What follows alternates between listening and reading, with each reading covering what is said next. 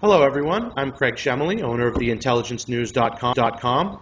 We are here today with Ed Davis, security analyst for CBS News and former Boston Police Commissioner who oversaw the terrible events of April 15th, 2013, of course, when two Chechen brothers detonated bombs near the finish line of the Boston Marathon.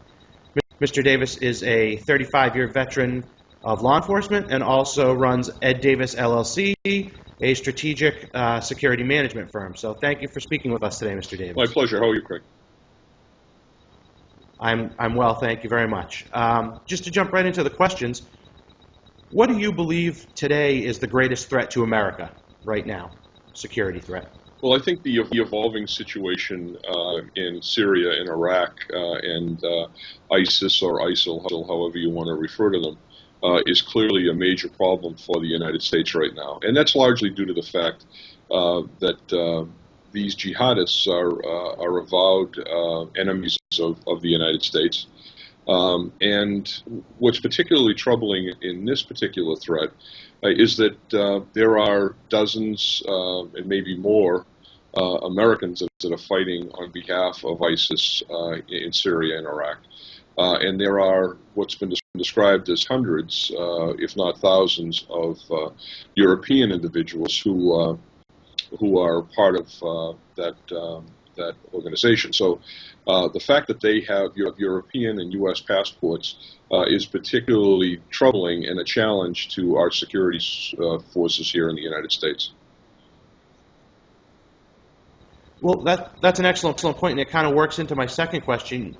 The United States, and in fact war in general in the past, has always been sort of against standing armies. You knew who your enemies were. But when you fight in groups like ISIS or ISIL, when they're hiding among sort of innocent civilians, they're not a static group where you know where they are.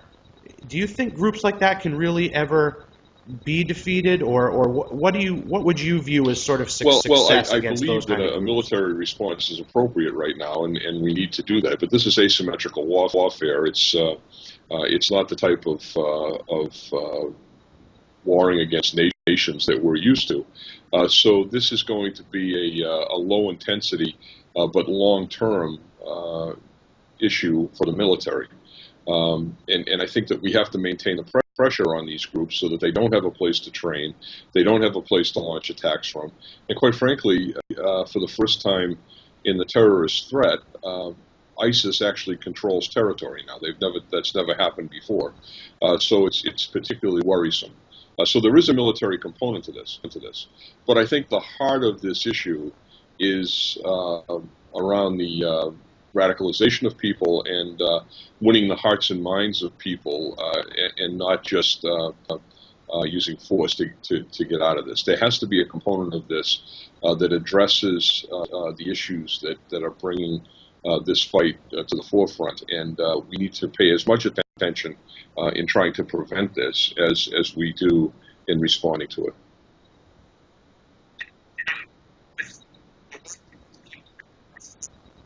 And with the way that these people are fighting and the way that they're sending out individuals to conduct individual acts of terror as opposed to moving with a single force, you have some experience with that. In your direct role, as the head of one of the largest police forces in the country, really, after the Boston Marathon bombings, you got to see firsthand response and the way that people react after these terrorist attacks. From that experience, if you could change one thing about the U.S. security apparatus, one thing about the way that we react as a country to that sort of event, what would it be? To do more outreach to people who are touching the individuals involved here. So we really need to do more outreach in the Islamic community. And I know that sounds very less than security apparatus, but the truth of the matter is In the model of community policing that I'm a big fan of, the police officials in a particular location have a very tight relationship with the community that they police. And I think that's exactly what needs to happen with this threat. It's really important that we recognize that the individuals who are becoming radicalized attend schools, attend community functions, attend religious events, and have friends and relatives that they interact with all the time. So whether you're dealing with somebody that has a propensity to violence because they have a mental health problem, for instance, or they have a propensity to radicalism because of some other reason, it's really important to trust the local officials that have to respond to that and deal with it, and to trust them enough to tell them that this is a gathering storm, and that somebody needs to intervene. Even in the case of the bombers here in Boston, the Tsarnaev family, I'm sure, would rather have their two young members of that family, two young men, alive and in some type of a surveillance situation than they would the way this is all played out. Nobody wants to see people hurt. Nobody wants to see these incidents occur. And it's up to every citizen, no matter where you are, to cooperate with the authorities so that there can be some intervention. So it's much better to prevent these things than it is to respond to them.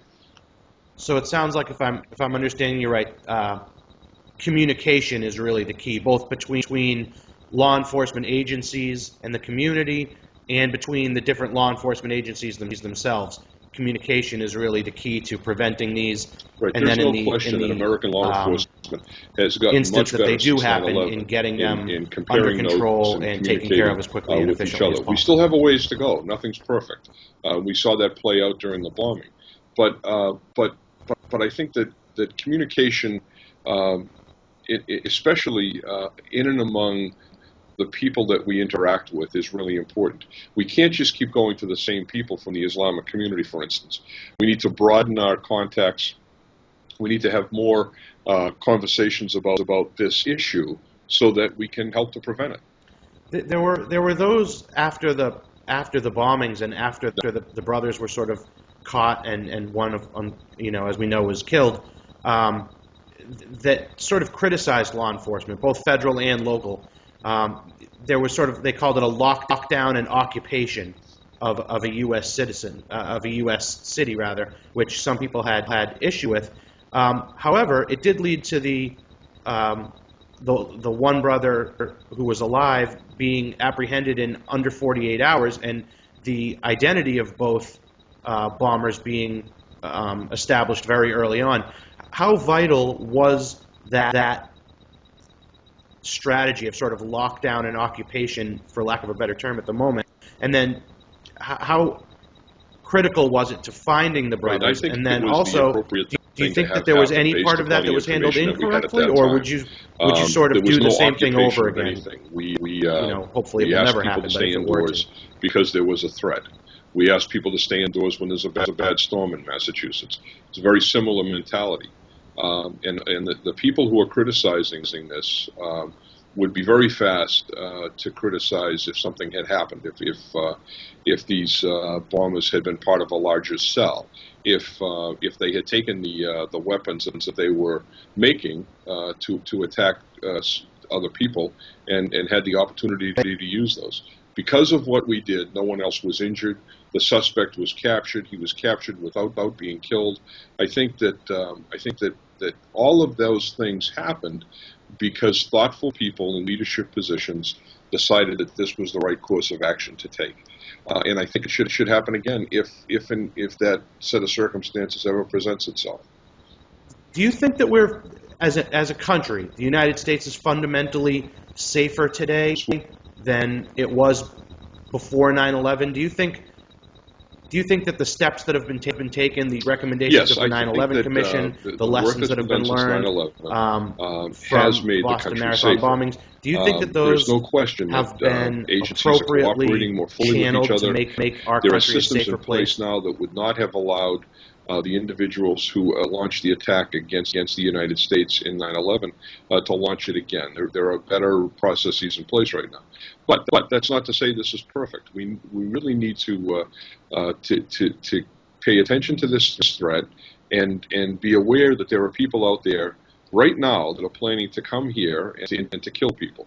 And I think some of those same people who criticized our response to the pursuit of Dzhokhar Tsarnaev in Watertown are criticizing the preparedness or poo-pooing the idea that we need to be prepared. There are a lot of people who would like to put their heads in the sand and make believe this is not a real threat. I think those people are doing a disservice to this country. I was at the towers at 9/11 just a couple of weeks after the incident. We were called by the Port Authority police. I walked that site. I know what terrorism can do in a very personal way. I was there when bodies were dug out of that site. Anybody who has experienced that knows that this is a very real threat that we really need to be prepared for. Well, certainly we appreciate all your efforts in Boston. It was amazing, really, given how many people were at the marathon, all the chaos that ensued afterwards, even some of the false media reports of suspects who were not suspects. And it was really amazing the job that you guys did to Thank you, Craig. It was a great control team and of people from capture federal, state, and those who local law actually did enforcement do that us pulled harm together, along with in an such unbelievable medical a response. quick and And the efficient people in the manner. community We really appreciate really stood your up efforts and made all there. the difference We wish here. you the So best of luck in everything in the that's what I'm future, most proud of. and Thank you we so really much. appreciate you taking the time to speak with us today.